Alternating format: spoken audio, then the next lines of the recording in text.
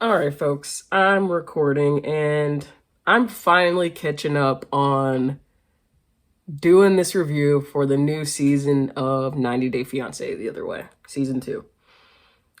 Now, this last couple months with being locked down and being inside and loving to gossip, if I will, I really like the 90 Day Fiance seasons because they're just funny. Like, these people are ridiculous and in many ways just like make me feel better about myself. And it's funny to watch like these Angela and Michaels and uh, Lisa, baby girl Lisa. Those are too funny, so you can't miss that kind of stuff. And then I've actually got to one of the trips I took out. One of the 90 Day Fiance cast lives near where I live, and I saw them in person from afar. I wasn't trying to be all creepy, but I did see them. So it's like being even close to home in a weird way. But yeah, all that being said, I'm finally catching up on this new season. So last night I watched episode 1, and today I just finished episode 2 of this new season. And so I'm going to talk about it, say my initial feelings after kind of seeing these first 2 episodes and not having a lot of the backstory, other than like watching it in the background while I've been working. Before I get started, go ahead and hit the like button if you appreciate the content and subscribe to the channel. I'll be trying to review all the 90 Day Fiance episodes this season. So if you subscribe, come back. I'll make a 90 Day Fiance playlist for all the reviews, so you can go straight to that. And hopefully it's a good season. I haven't seen any too much craziness. Like, some of these couples look like they genuinely are in love, which is good. Like, I think they're all in love. They all seem in love. Okay, so let me get started. So first we see Sumit and Jenny, and Jenny's talking on the phone to Sumit. After all that happened previously, where Jenny basically moves to India thinking she's about to marry Sumit. Come to find out, they're in an apartment and Sumit's in-laws and parents come pull him out of there because, surprise, surprise, he's actually married and his wife and family is wondering where he's been. And so Jenny goes back to the US, devastated. Of course, everyone's like, Sumit, you're lying to the whole freaking world at this point. Your wife, your side chick, Jenny, your in-laws, your family. But Sumit says it was an arranged marriage and he really just didn't know how to tell Jenny about it. So she goes back to the US. He's still in India. And Jenny gives him an ultimatum. You divorce your wife or we're done. And of course, what other kind of accommodation would you have? Especially with India's, what I assume are more strict sort of marriage laws. So this season, again, fast forward, again, we see Sumit and Jenny on FaceTime. And Jenny's like, how do I trust you? How do I know you're not lying to me again? She's getting pressure from her daughter saying, why should we believe this guy? They even cut to her financial advisor saying, there's so many reasons why you shouldn't do this. One of which is you only have $6,000 in savings and you would have to withdraw your Social Security earlier, which is $625. Plenty to live on in India, but that's with a heavy penalty for having to withdraw it early. So Jenny asks Sumit to go get his parents while they're on this FaceTime call, begs him basically and says, like, I cannot trust you. I need to talk face to face with your parents. This is the only way we can do it. Sumit leaves the shot, gone for a minute or two. They pay it to Jenny, who's, basically losing it. And to no one's surprise, Sumit comes back and no parents. And he basically has to tell her that they don't want to talk to you. While they are allowing this to happen, my parents still don't support it. I'm their son, so they're going to do what makes me happy. But in the end, they don't want to talk to you. They don't support it. But we're going to do it anyway. which I commend. Like, this is one of the ones I'm talking about where it looks like Sumit really does love Jenny. He's not, I mean, he's not even trying to get to America because they're not coming to America. You know, I can't really see, and I haven't been like, I'm no psychoanalyst or any relationship expert, but I don't really see a reason why Sumit would like how he benefits other than being genuinely in love with Jenny. You know, she can't bear any children because of her age. I mean, that's something that they may not want, but that's something that a man Sumit's age might desire in a partner. I don't think he has kids yet. You know, I guess one of the benefits for him is that she actually does have an income. She will be coming with an income, and he doesn't work. Which I'm like, you lied. You know, you do whatever your parents say. You can't stand up to them. And you don't have a job? Like, what are you bringing to it?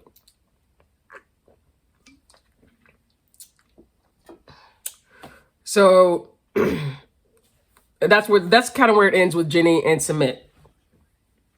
We then see Sumit playing cricket with some of his friends, and you know, I already knew it was gonna be shenanigans when you talk to the friends. Just like we saw with Michael and what was his name? Usman.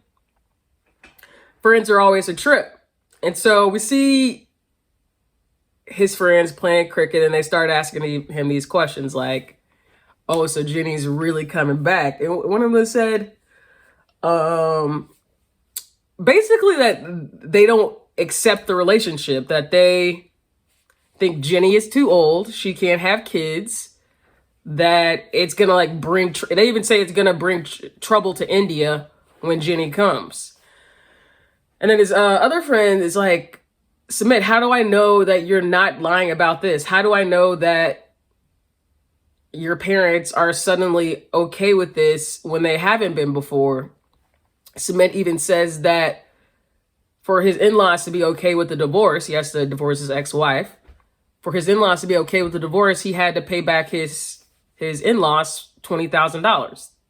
We spent $20,000, you paid $20,000. We spent $20,000 on his marriage, you paid $20,000 back to us. So Sumit's paid $10,000, as he tells his friends. And Sumit's dad is gonna pay the other $10,000, basically. And his friends are like, that doesn't make sense. Your parents don't want this relationship. Why would they help you? And I think Sumit is like telling the truth when he says, because I'm their son. He seems like we would call him a titty baby, you know, can't do anything without like the express. And I know some of that's cultural, but Sumit seems like he's real extra with it. If you're talking about Usman and like Michael and even, what's his name from Avery and Ash, like some of these guys, I mean, you don't really, none of their parents were really buying into it, but they didn't seem totally controlled by, you know, what their parents may or may not say. What was the guy from Turkey? Maybe that was the only other one that comes close. All right, so that's kind of where we get to with Sumit and Jenny is Jenny's going to come over. I mean, I hope she doesn't miss her flight because it doesn't sound like she can afford another one. But at least she'll have income. Sumit's not working while they wait for this divorce to happen between him and his current wife. If it actually happens, then the hope is that Jenny and Sumit get married and they live happily ever after, of course. But we'll see what happens. I'll see what happens in the next episode because I'm kind of behind. So then we see Armando after meeting Kenny in the first episode. And it opens up with Armando in his pet shop. And I'm not like a big dog person, but I think it's kind of cute that he works with his family and doing the grooming. And they seem to like have all their small businesses that they work in. And so I think that's like really cool that they seem to be self-sufficient and that as a family, they're really close and all help each other with their businesses. Then we get to see Armando's daughter. And I think already she looks like one of these kids that are going to be like way smarter than the adults in the situation. Just like we saw with some of the kids in the past who seem to have more common sense than the adults in the situation. She seems like she's going to be one of those kids. So I think it'll be cool. But then we also learned that growing up, Armando knew he was gay right away, but didn't feel like he could come out in the community that he lived in, which he described as like hyper masculine and traditional. And he felt like he needed to, in order to, satisfy that kind of norm, and he felt like he needed to marry a woman. So he married a woman, has a daughter. 8 years into their marriage, Armando finally says that, I can't do this anymore. And he comes out, or he tells his wife that he's gay. He describes that his wife is, of course, upset, and she cries. And then the next day, again, remember, Armando's family or community hyper traditional, feels like he has to be masculine. His wife tells his mother. And, all hell basically breaks loose as Armando describes it. What's even sadder is only months later, after all this goes down, and Armando says, like, from that day, he hasn't talked about being gay with his parents, again. Shortly months after that happens, the coming out and his wife telling his family, his wife, like, tragically dies in a car accident. And so from that point, Armando has been raising his daughter as a single dad, along with help from his family, of course. And so that's how we learned that he met Kenny in a gay dad support group online. And they would chat and talk for a few months. And somewhere along the line, they started dating. And shortly after, Kenny comes to Mexico, where Armando is from. Forgot to say that at the beginning. And they decide that it's going to work. And so we see that, as we did in episode 1, that Kenny is moving to Mexico to be with Armando and his daughter. They have a place already in mind, 4 hours away from where Armando currently lives with his family and his daughter. They're going to move there, get new jobs, better opportunities for Kenny, as Armando describes it.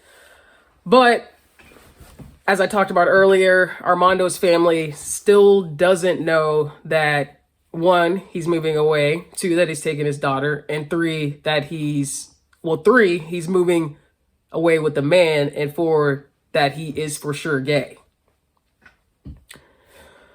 So Armando really feels like that's a lot he has to do, and, perfectly understandable that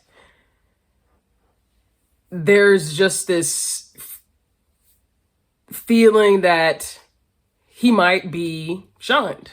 They haven't talked about it in years. And so it's understandable that he might be hesitant to come out to his family, and why he hasn't done it over the years. And so to kind of disguise what the 90 Day Fiance cameras are for, he says that they're filming a documentary about life in Mexico, so that he has an opportunity, I guess it's more time to tell his family. And I think that's important, because when he does tell his family, he'll have Kenny there to support him, and he's not, telling his family and then not having physical closeness of a person that he wants to be with. So that's basically Armando and Kenny. What we'll see next is Kenny arriving in Mexico, or I guess Armando telling his family, and then Kenny arriving in Mexico. And that'll be interesting to see, because I think this is our first gay couple, if you ask me, because I don't know what the hell Erica and Stephanie were last season. Don't get me started on that. I wish I was making videos then, because a lot of people shit on Stephanie, but I could go all day on Erica and what I wouldn't have put up with either. A lot of people were on Team Erica, but none of it made sense to me. The dating app, offense when somebody doesn't want to go on national TV and have their boobs exposed, hanging out and sleeping over with the guy you made out with is what you said you did, but whoever stops at that, come on now, let's be honest. But yeah, okay, so this is our first, I think, like, these people seem gay, for real. And so that's what we learn about Armando and Kenny. Next, we see Brittany and Yazan. And it seems like they keep playing this, like, same clip over and over again. Like, come on, TLC. We've seen Brittany say she doesn't want to convert to Islam and try to distract Yazan with talking about his beard. And then we see that Yazan feels this intense pressure from his parents to, like, get married right away. Yazan and his parents know that Brittany has been previously married, but then we come to find out that Brittany hasn't actually told him that she's still married because she forgot. She forgot she was married for 5 years. And she tells her little story about how her husband came to America from Haiti when he was 3. They grew up together, same friend group. They were 17, start dating, date for a couple years, get married. 3-4 months later, after the marriage, he gets deported. And even though they stay married for 5 more years, because Brittany says she forgot, she also says that the marriage wasn't good. It was a bad relationship. He was controlling. So I'm not saying that. I think a victim, if they're in a controlling situation, should take any action they need to get out of the situation, and to up and including reporting your spouse to law enforcement. And so I know Brittany might not want to say it, but I'm trying to put 2 and 2 together here, and I'm just like, Brittany called us. Okay, Brittany called ice on this guy. And I'm like, wow, okay, so, and she just, like, 5 years later, she's like, I met this new guy, Yazan, and I'm still married, talking to her lawyer, and I finally need to get a divorce, which makes sense. So Brittany thinks that this is gonna possibly break up her relationship with Yazan, because not only do Yazan's parents want them to get married right away, once she gets to Jordan, because of kind of the Islamic law and tradition that they can't be together unless they're married. But since Brittany is still married to the husband she's separated from, lawyer tells her it could take up to 8 to 10 months to get that divorce finalized and done with, especially if her husband isn't cooperating or is deported to a foreign country. So Brittany's in Jordan. The marriage took place in the United States, and her husband's in Haiti. I could understand how that could take, that's not going to be an easy process. So it'll be interesting to see that, I know that Brittany's going to end up having to tell Yazan and his parents that she's still married. There's no way she's going to be able to get away with hiding the fact that she can't get married, unless it would be bigotry? No. Bigamy. Wow. It would be bigamy to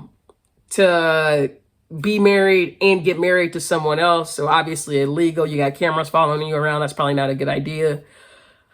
So I foresee Brittany and Yazan having to tell the parents not liking it.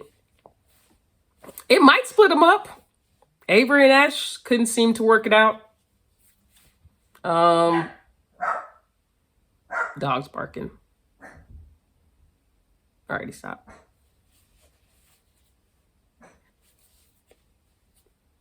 Such a menace. And yeah, Avery and Ash couldn't work it out, just to see seemingly cultural differences. Some of these other couples, maybe not a cultural difference, but Usman and I don't know. They might be scammers. I don't even know if anything they're doing is real. But yeah, we all know that that's part of the premise of the shows. Is just cultural differences between these couples, and so we'll see if Brittany and Yazan. These parents always shade, don't they? They be shading the hell out of these Americans, especially with some of the stuff they come over there and say and do. Talking about Lisa was a trauma nurse when she's a hospice nurse or a trauma surgeon. Craziness. And too old and other stuff they say. So after that, we see the last couple for this episode, Ariella and Biniyan. And basically the scenes with Ariella revolve around the fact that she's pregnant and she's had most of her prenatal care in the United States, but she's moving to Ethiopia. And her mother is especially concerned that there's not going to be, her mother and doctor, we see that her talking to the doctor, are concerned that there's not going to be enough medicine, blood, if Ariella needs a blood transfusion during labor and birth. That if there's complications during the pregnancy and the baby has to be born early, there may not be the neonatal facilities available. And since her mother's a nurse, she decides to go with Ariella to Ethiopia to actually check out the hospitals and see if it's if it's safe for Ariella to have her baby there. Now, you know, of course, TLC has to create some drama. I'm sure there are, if you're used to living in one country, it's probably especially unnerving to then have to fly somewhere else and have a baby right away in a culture that you haven't lived in. But I don't, that's what I know. I'm not sure about the facilities in Ethiopia. And so I remember seeing the ones in Russia, and they look different. They look fine. I think Ariel said there's no epidural. So, you know, more power to her. She really loves that man. She really loves Biniyan. Biniyan. She really... I'm going to mess up these people's names all season, but I do try. I do try. But yeah, so she's pregnant, flying to Ethiopia, having the baby in an Ethiopian hospital, and I think she'll be okay. I have faith. Those women know what they're doing, the midwives, the doctors over there. She'll be fine. I guess she just won't have an epidural. But that's mostly it for this episode. I think it's okay so far. I'll really have to try hard to keep up with this season, just because, you know, maybe it's less entertaining when the couples actually do love each other, which they seem to actually do this this season. I of course I'm wishing them all the best, but it looks good so far. This season looks good so far. I'm just going to have to stay especially focused on watching the episodes because I do like doing these reviews, talking about 90 Day Fiance. We're still in this lockdown. I'm running out of TV to watch.